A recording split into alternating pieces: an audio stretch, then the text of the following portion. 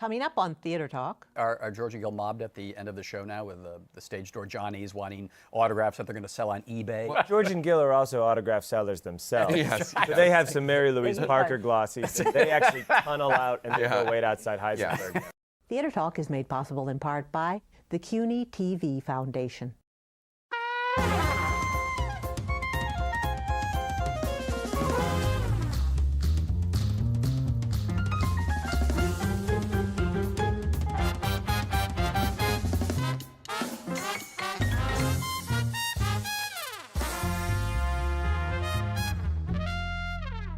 You know what an audience like is to be screamed at? Yes, screaming is key to theater. Do you want to know why, Karen? Because I cannot afford Microsoft Word.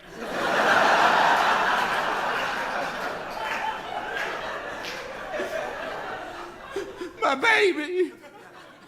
My chair, baby. He killed him. Woo! That is, of course, from Ionesco's Chairs. And From New York City, this is Theater Talk. I'm Susan Haskins. And I'm Michael Riedel of the New York Post. Now, there's a terrific new comedy on Broadway called Oh, Hello. It has made overnight stars of Gil and George St. Geegland. Unfortunately, despite our desperate attempts to get them on the show, they're a little too booked these days. No. So, I mean, I hate to tell you guys, but we kind of got the B list here. We're joined by Nick Kroll and John Mulaney, I believe. That's sort of correct, yes. in for Gil and George, right? Yes, we're producing the show, and so we are here in their stead. Yeah. So tell me, guys, what's it like to work with Gil and George? I mean, now that they've become Broadway sensations overnight. Well, it's, you know, I wouldn't say Stockholm Syndrome. I mean, we're sort of, they're very abusive to us. Really? And I think if the show hadn't landed on Broadway, if the money weren't coming in, we'd make other decisions. You'd but we're a walk little out. handcuffed now, yeah. Yeah, you're trapped. We don't have many other options. Can you tell us a little bit about Gil and George? They are Gil Faizon, who I guess I am the surrogate for today, is a Tony Award viewing actor. And whether he lives in your building or not, he is somehow on your co-op board. Yes. Is how I would describe him. I'm here to speak for George St. Geegland, their castar, as they say, of this show.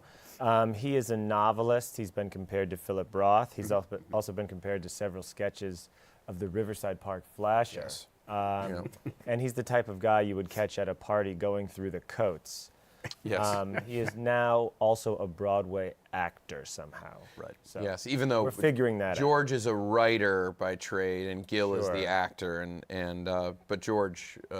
And they're both nearly homeless and live on ketchups that they've stolen. And they've been roommates for 40 quite a while. They've been roommates for 40 years in a rent-controlled apartment Yes. on the Upper West Side. But we see in this play, I mean, their lives are about to be upended because they're losing the rent-controlled apartment. and Yes, very they've been well paying turned out. $75 a month for it for 40 Yes, years. this is a very important social drama. Yes. Absolutely. It is. There was an article in the Times about 2 years ago how there's no middle class in Manhattan anymore, and this is sort of like about that, except it's not at all. But I think to George and Gil, they've written a play that speaks to what is changing in New York and Yes. this loss And of this the is middle so- class. And the fact that they consider themselves middle class is the most entertaining part of it. Yes. Now, our floor manager, Joseph Montalbano, pointed out to me that if you change one letter, this is Othello. Yes. Yes. Does that have any significance? I mean, it is Shakespearean in any number of ways. In that George Tragic flies dimensions. George flies into violent rages and could easily kill Gil. yeah. And they once did a blackface review that they don't want to talk Yes. about. And You guys are pretty young and successful. Where did the idea come from of these people who never made it?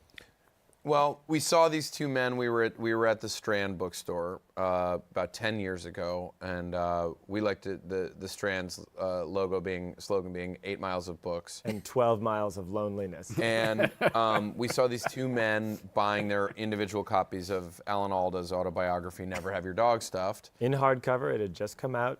And we watched them buy it, and then we followed them to a diner and watched them both read their individual copies of this Alda biography. But these guys weren't together. They were They were hanging out together, hanging but out they both together. had their own copy, and was like, wow, they won't share this book, but they likely share a Murphy bed. And we sort of they really sort of it was as if they just symbolized a kind of guy that both of us were interested in, and we began we began to produce a show where George and Gil performed every week at a club downtown called Rafifi, which was an alternative comedy club in the East Village.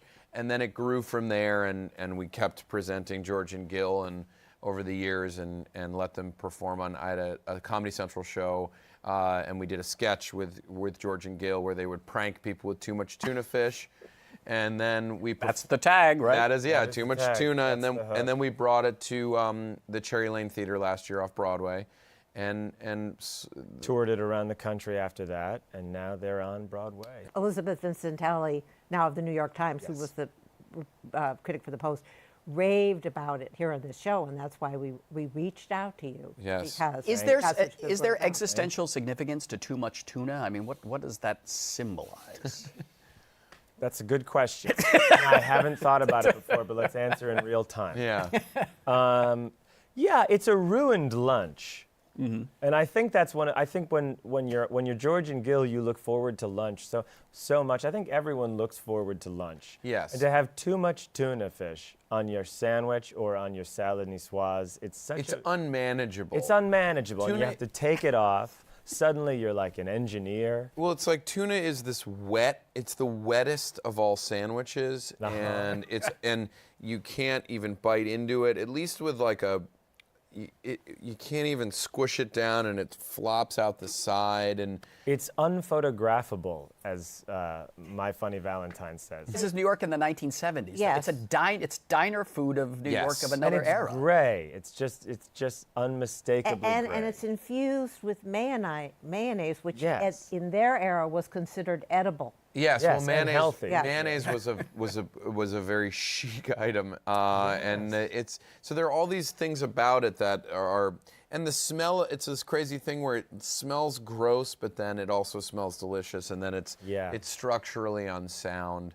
And so it just became this funny thing. And weirdly, tuna is something that is universal across the country. So, everywhere, whether you're a kid in Phoenix or not, you get too much tuna, you understand what that means. You don't have to be from New York to understand that. Now, your show is directed by one of the hippest, most happening directors, Alex Timbers. Yes. When did he join up, and what did he bring to the table for Gil and George? Well, he brought the ability for it to be a show. Gil and George came Rather than a little sketch. several coffee-stained, yellowed notebooks filled with ideas. We workshopped the show with Gil and George in L.A. last year before coming to Cherry Lane, and Alex was giving us his thoughts throughout. And then when we brought it here, what he brought, and when now on Broadway, besides very like a beautiful visual sense and true understanding of what would work on a much grander scale. Yes, and that's quite a set. Yeah, he brought his Yeah, whole Scott team. Pass So brought quite a Scott bit. Pass did our set, and had done Book of Mormon and a number of other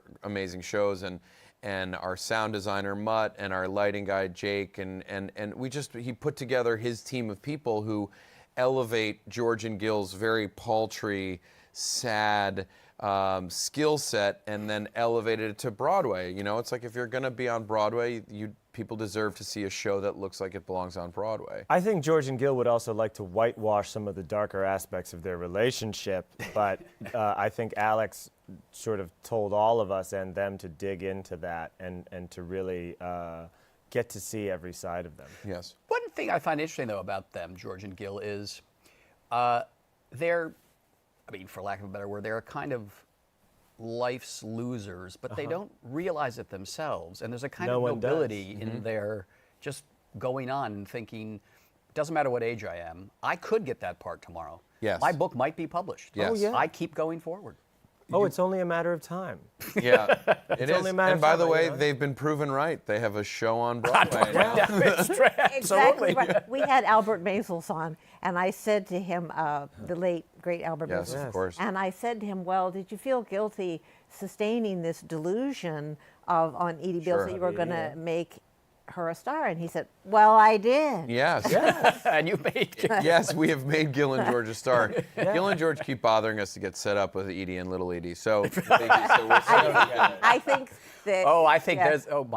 Gil and George should do Grey Gardens the musical when they come back on Broadway. I know. Well, they'll be there for they'll sneak in for the second act. Yeah. Well, listen, That's did you read the New York Times story? This Gil and George's world is gone. They don't allow people to sneak in for the second act I of know. Broadway shows anymore. Well, there that were- really is the end of their world. I know we They we have had now precautions to keep them out. Are George and Gil mobbed at the end of the show now with the stage door Johnnies wanting autographs that they're going to sell on eBay? well, Gil and George are not allowed near most women, and so George and Gil are also autograph sellers themselves. yes, So they have some Mary Louise Parker glossies. that They actually tunnel out and they Yeah. go wait outside Heisenberg. I want to say, Nick, I so admired your work in Sausage Party. thank you. You really found a huge, deep, and demonic truth Thank in you. your role as the douche, and you were quite fabulous. And Thank you. I'm serious. Thank you. Don't take your children. Don't No. or take your kids. No, no, no, got no. dirty But kids. Sneak in. You got dirty Yeah. kids. Sneak in. Tell your parents you're going to go see somebody else and then sneak in to But the it- sausage Cartoon. party. All right, the show is Oh Hello at the Lyceum Theater. Very, very funny, terrific reviews. It stars Gil Faison and George St. Griegland, who sadly couldn't be with us, but Gil and George, if you're watching this, you have a standing invitation to come on Theater Talk anytime. In the meantime, your surrogates, Nick Kroll and John Mulaney, looking out for your best interests, plugging away your show. Thanks, guys, for being our guest tonight on. Thanks Thank for you having both. us. yes, it's the hot ticket. So And we'll see you Do in not fail we'll to get see it. you doing Grey Gardens, Yes. Yes. Yes. the all-male version Oh, of we'll Grey do it. Gardens. Here we We'll go. do it. who gets to wear the drapes? Well, I think Gil is going to be forced to be the girl. Well, they're both They're ladies. both- They're both Yeah, they're both ladies. One character lays in bed more. So which would you rather be? Yeah. You want to walk? You want to dance around with a flag, or Yeah. I am a staunch character. Yeah. Okay, So that's I will. all right. Well, Take Little Edie. we'll see you in that. Thanks, guys, for being Thanks. Thank guys. you. We love the great traditions of the theater, and that is why we plan to pay homage to them tonight.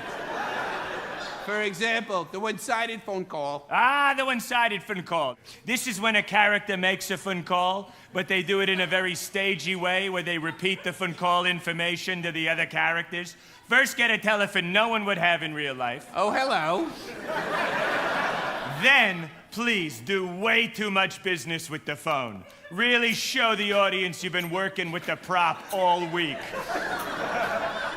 And then, ladies and gentlemen, a one-sided phone call. Oh, hello? Well, John, I'm sure. The police? That's who you are. She put scissors in the garbage! What is this about scissors in that garbage? Hey, I know how it looks, okay? But I know how it looks, but it's not what you think, I promise. Okay, I had to throw those scissors away because the tip was broken off. Honestly, they were never any good. I got them at Kmart. Went out that door to empty the garbage. Yeah? Didn't come back. She got up and went to the Oh, you're right. I got up. I took the garbage out. The scissors are broken. I got them at Kmart. Same place you got that shirt. So, Michael, we are going to talk about the longest-running play in America. Yes, now they say somewhere on television there's an episode either of I Love Lucy or Murder, She Wrote. Well, somewhere in the world there is a production of Shear Madness. It began 37 years ago. I believe it's still playing A whole 37 lot. years in Boston. Let's see. Look at this. This is a list of all the productions. Kansas City, Indianapolis, Houston, Zagreb, Reykjavik, Rome. My God, it's more successful than Paris. Phantom of the Opera. We have with us the creators of Sheer Madness today. Welcome, Marilyn Abrams. Hello. And Bruce Jordan. Hi, Michael. And one of the actors in Shear Madness, Jordan Ahnquist. And you've been with it for 37 years, correct, Jordan? Exactly. Welcome to Theater Talk. No, but Jordan is helping them to celebrate the first anniversary of in New Shear York Madness. City. Now, I must ask you, Marilyn, this show has been everywhere for all these years but New York City. What took you so long to get here? You've only been here a year. Well, that's a very good question. We started out in Boston, and we were going to try out the show in Boston Yeah, as and they then used to bring do it it to today. New York. Bruce and I, we were in the show. We were the producers. We were doing all the jobs, and we were going to run for 8 weeks and come to New York. Well, what happened was we were doing so well in Boston that it seemed ridiculous to close the show, and we kept staying and staying and staying, and we got a little smarter. We learned how to run it and what to do, and we thought, gee, we don't know what to do in New York. Let's go to Philadelphia. And we went to Philadelphia, and then to Chicago, and then to Washington, D.C., and we're still in Washington at the Kennedy Center. And we felt that we knew how to handle a show in a small city, but we didn't know if we were quite prepared for New York. So we've had a lot of stops along the way. What is the enduring appeal of Shear Madness, which we should say is a whodunnit set in a Hairstyling salon. hairstyling salon? Yeah. What's the appeal of You it? know, it's actually, Michael, it's very simple. It's a combination of comedy and whodunit, number one. And number two, there's a great deal of improv in it, so it keeps fresh. It's evergreen in that sense. I mean, hopefully the cast each night gets together during half hour, and they put something brand spanking new The in. night I saw it, there were tic-tac jokes. We're taping this before the election. Yeah, you know, I mean, something like that. And then somebody says, we have to put Tic Tacs into the show. Where can we do it? You know, and so, you know, and of course, my job is to go in every now and then and say, okay. You're the director. Yeah, and I say, okay, so that Tic Tac joke now is time to say goodbye to that. We're going to put something new in. But also, Jordan, you have a great deal of audience interaction. The audience helps to solve the crime. I think that's another thing that keeps it really I fresh. do too, yeah. Sometimes they have the best, the best lines Open of it the up night. for them to come up with the clues. And at intermission, I heard people saying, oh, this is my third time seeing it. People have seen it before because they're never getting the same thing.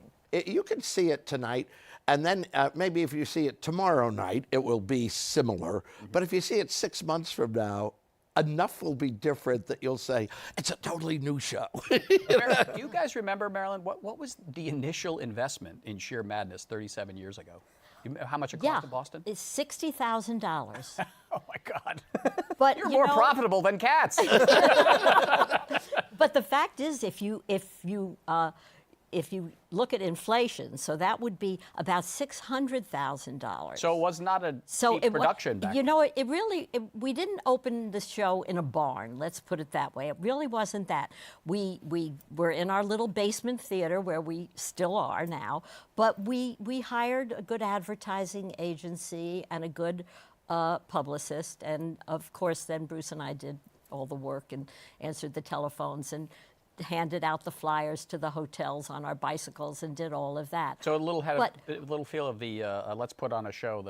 Very mom and pop. That was the mom and pop, but it wasn't opened on a shoestring. Let's put it that way. Yeah. Now, Bruce, who is this playwright? Paul Portner is the author of Shear Madness. Was he sort of like from, I don't know, Kurt Weill or the Brechtian German school? He's a German, right? Yes, you know, yes, a serious theater man. He's a Swiss citizen, and he wrote in German, and it was very much the original play, Scherenschnitt. It was What was it called? Scherenschnitt, which is what it's called when it goes to Europe, right? And it was a very heavy German drama.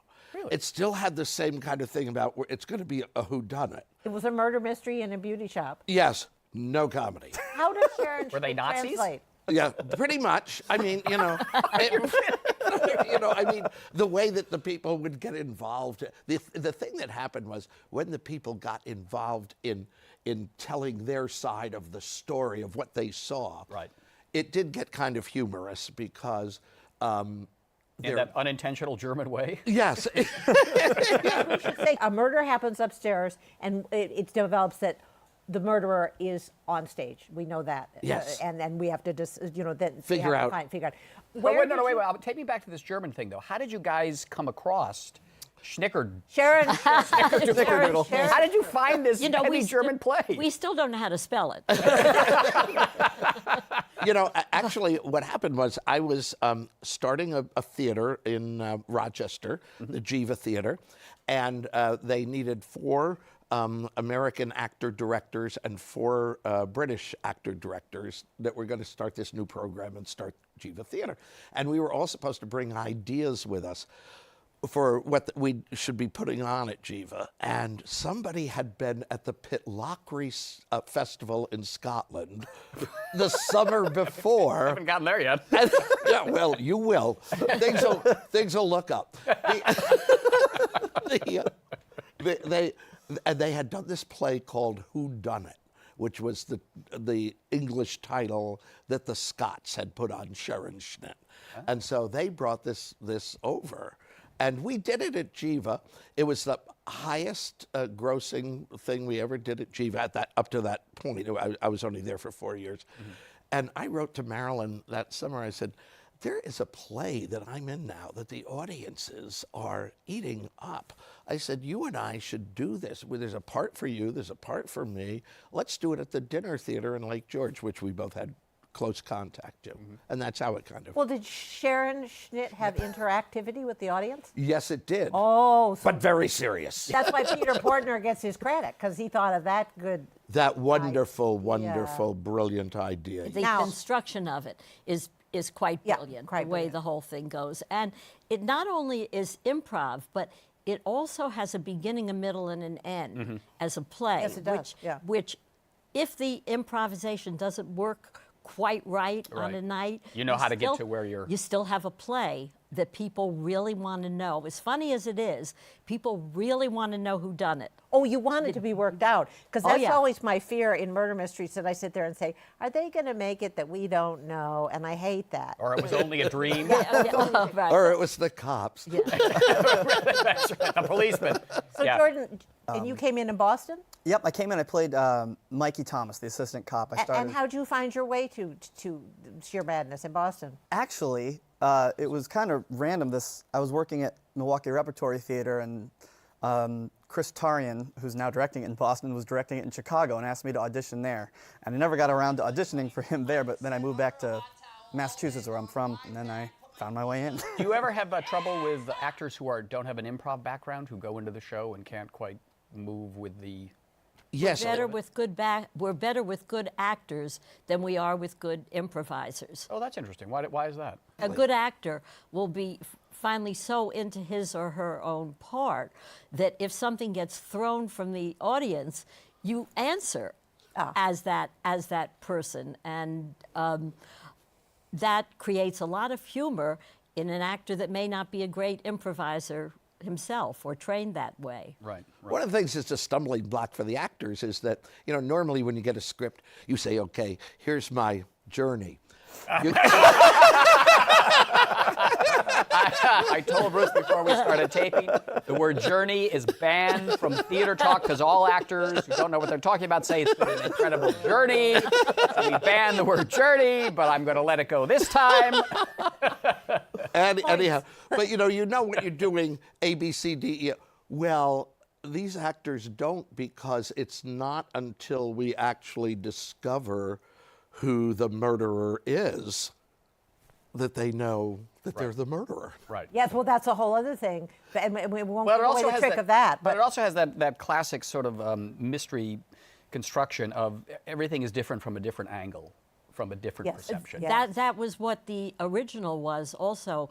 Paul Portner's Scherenschnitt was a study in eyewitnesses to a crime and how people see things. I love seeing these guys at the Davenport Theater where you're playing, impressing their dates, saying, no, he put it in the briefcase. Yeah. So it's the reconstruction of the crime, and you see how off people are who are really in a situation where they have to understand a serious crime. Right. Or remember what they saw. Yeah, Exactly. All right, well, it's Shear Madness, the comedy whodunit at the Davenport Theater. On It's 45th been around the Street, world for the last 37 years. An incredible journey that this play has gone on. So for our audiences in all these other towns, you look it up because very likely you've got it there. Probably. I Love Lucy, Murder, She Wrote, and Sheer Madness. Scherenschnitt. When you go to the Alps, though, in the summer, right? Isn't there a theater in the Alps where they... Oh, yes, in Italy. In what city in Italy? It goes Turin every or, summer. Yes. Yeah, Turin. Yes. Oh, how And do, about- and do you go by Sheer Madness or do you go by the... There, it's Forbice Folia. Yeah, we have a lot of other names because it's translated into all of these different languages. We In have Israel, it's... Rosh Meshuggah yeah, in Israel. And yeah, we have Pels Corte Pals and Fatal. Corte Fatal. Fatal A Cut. lot of- All right, whatever you call it, it's Sheer Madness at the Davenport Theater. Marilyn Abrams and Bruce Jordan, the creators of it and the keepers of it, if you will, and Jordan Ahnquist is in it. Thank you very much. Ahnquist is practically the star. Is the star. Thank you guys for being our guests on theater. Thank you. We Thanks for love having us. being here. Answer it. How did you cut your fingers? I punched out a little orphan girl. Her glasses broke and I cut my finger.